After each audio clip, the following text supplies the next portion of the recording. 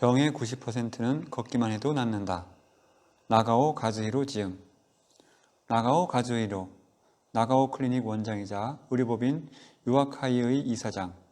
1984년 도쿄 의과대학을 졸업한 뒤 오사카 병원의 제2내과에서 의사 생활을 시작했으며 1995년 효고현 아마가사키시에서 나가오 클리닉을 개업했다.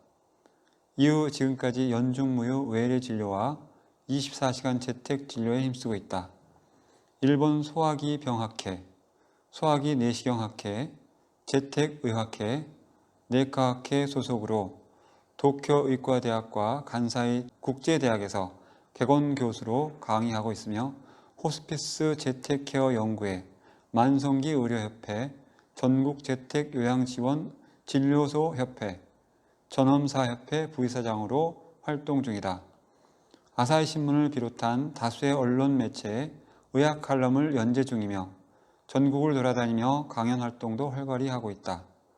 나가오 박사는 20년간 다양한 증상의 환자들을 가장 가까이 지켜보면서 생활습관병, 류머티즘 관절염, 감기 등 병의 종류를 막론하고 가장 좋은 치료약이 걷기라는 것을 발견했다.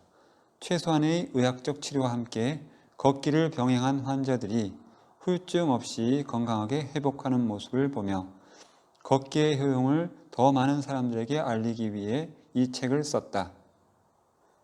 운명을 바꾸는 걷기의 힘. 걷기에 관한 책자를 쓰고자 마음먹은 까닭은 누구나 걷기가 몸에 좋다는 사실을 알면서도 너무 당연한 나머지 오히려 등한시하기 때문이다. 아울러 약지상주의를 재점검하고 싶은 마음도 있었다. 텔레비전의 건강정보 프로그램에서 소개한 먹거리를 끼니마다 식탁에 올리거나 종아리를 마사지하면 혈액순환이 좋아진다는 말을 듣고 매일 종아리를 주무르는 사람에게도 걷고 계세요 하고 물어보면 아니요, 시간이 없어서요 라고 대답하기 일쑤다. 걷기가 건강에 좋다는 사실을 알면서도 실천하지 않는 사람이 많은 이유는 걷기가 얼마나 중요한지 모르기 때문일 것이다. 막연히 좋다고는 생각하지만 걸어서 병이 낫는다고 믿지는 않는 것이다. 걸으면 걸을수록 모든 질병은 완치된다. 걸으면 근육과 뼈가 튼튼해지면서 나이가 들어 무릎이 쑤시거나 허리가 결리는 증상을 줄일 수 있다. 치매도 걷기로 예방할 수 있으며 증상이 발현되더라도 걸으면 호전된다. 2명 중 1명이 걸려 국민병이라고 불리는 암 역시 걷기로 예방하고 치료도 할 수 있다. 기관지 천식이나 교염병, 피부, 힘줄, 관절 등의 결합 조직이 염증을 일으켜 변성되는 질병의 총칭 등의 면역계 질환뿐 아니라 편두통으로 대표되는 뇌과민증 역시 걷기가 특효약이다. 불면증이나 우울증 또한 정신과 치료약을 먹지 않아도 걷기로 다스릴 수 있다. 주위의 보살핌이 절실한 요양보호 환자도 걸으면 간병이 없이 생활할 수 있다.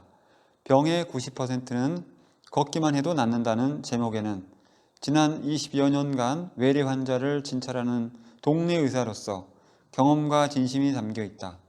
일부 질환을 제외하면 걷기는 병원에서 매일 진료하고 접하는 병의 대부분을 치료하고 예방하는 데 가장 중요한 열쇠다. 걷기에는 정말이 장점밖에 없어서 농담을 섞어 말하자면 걷기 때문에 난처해지는 사람은 의사뿐이다. 건강해지면 지금만큼 의사를 찾을 필요가 없기 때문이다.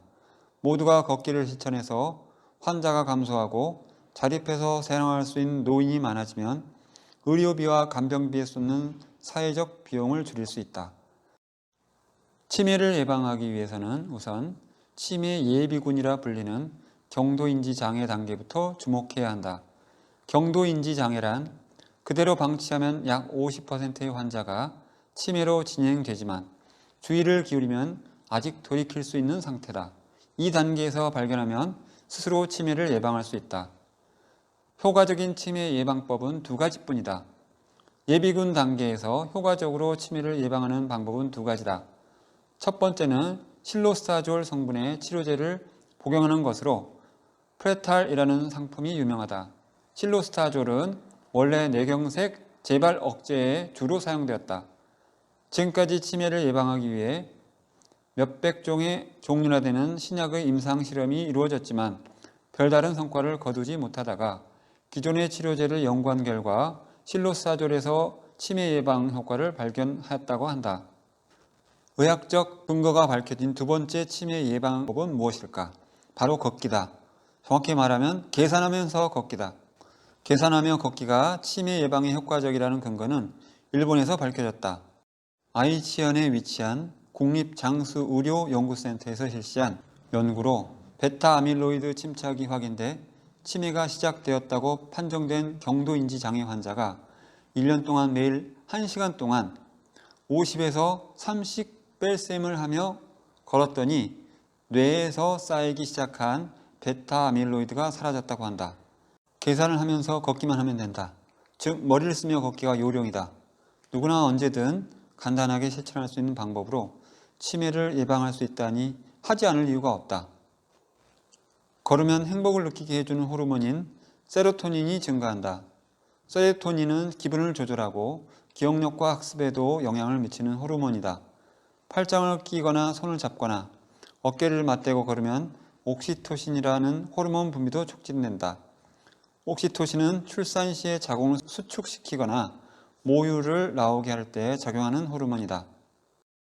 암은 왜 발생할까? 암의 직접적인 원인은 유전자 손상이다. 유전자 손상은 부모의 유전자가 대물림되면서 생기기도 하지만 대부분은 담배, 자외선, 화학물질, 스트레스, 나쁜 식습관 등의 후천적인 원인이나 돌연변이 때문에 발생한다. 걷기만 해도 변비 탈출, 위장질환, 역류성 식도염, 위식도역류 질환, 기능성 위장장애, 과민성 대장증후군. 다소 어려운 용어를 사용했는데 이런 것들도 다 걷기로 좋아질 수 있다고 얘기를 합니다. 그럼 이유가 뭘까요? 이런 질환의 공통점은 식도, 위, 장애, 내시경 검사 결과 아무 문제가 없는데도 이상 증상이 계속된다는 점이다. 이처럼 특별한 물리적 원인도 없이 위장 기능 장애를 겪는 사람이 급증하고 있다. 위와 장의 기능을 조절하는 신체 기관은 어딜까? 바로 자율신경이다. 익히 알려져 있듯이 자율신경은 교감신경과 부교감신경으로 나뉜다. 교감신경은 몸을 움직일 때 긴장하거나 스트레스를 받을 때, 부교감신경은 신체가 안정되었을 때 작용한다. 이 두 신경의 균형이 깨지면 자율신경이 지배하는 위와 장의 기능에도 이상이 생긴다. 그러니까 이런 것 때문에 위장장애, 역류성 식도염, 과민성 대장증후군 이렇게 해서 설사를 잘한다든지 아니면 변비에 걸린다든지 이렇게 얘기를 하는 거죠. 복부팽만 이런 거 다 그런 거에 들어가겠죠. 또 재밌는 게 있네요. 뇌 건강도 장이 결정한다. 그러니까 뇌가 건강하지 않으면 어떻게 돼요? 보통 우울증이 있잖아요. 우울증 같은 거 이런 것도 장이 결정한다고 그렇게 말하네요. 우울증 부분에서 다룰 행복 호르몬인 세로토닌도 대부분 장에서 만들어진다. 장은 다양한 호르몬을 내뿜는 내분기 기관이기 때문에 따라서 장내 환경이 악화되면 뇌 내 호르몬의 균형도 무너진다. 사람은 뇌와 장의 지배관계는 뇌가 위이고 장이 아래라고 생각할지 모른다. 그러나 사실상 장이 위이기 때문에 굳이 말하자면 장이 뇌를 지배하는 것이다.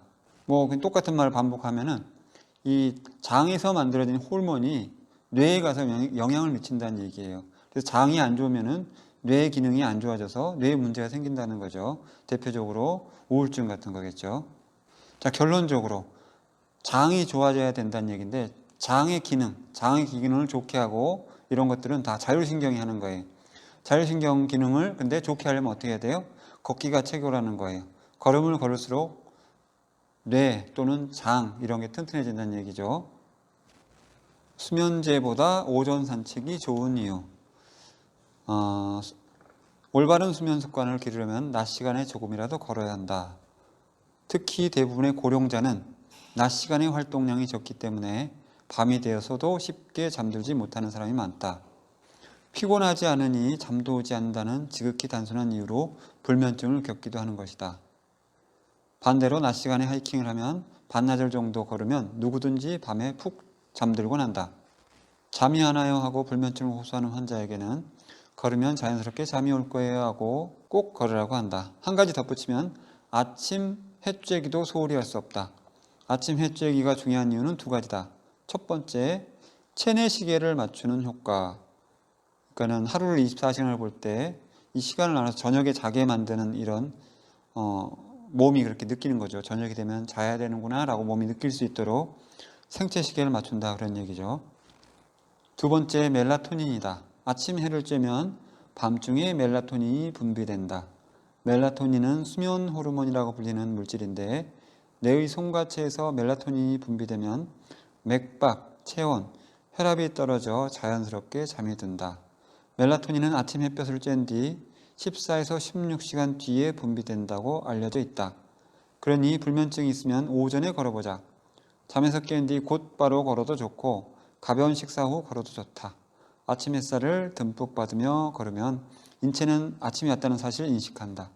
또한 적당한 피로는 밤에 잠이 잘 오도록 돕는다. 이제 자율신경적으로 이걸 얘기하면은 우리가 잠을 자려면 부교감신경이 활성화돼야 돼요. 이 부교감신경이 활성화되면은 몸이 축 늘어지면서 잠에 빠질 수 있게 되거든요. 내가 아무리 피곤해도 교감신경이 활성화되어 있으면은 잠을 못 자게 돼요.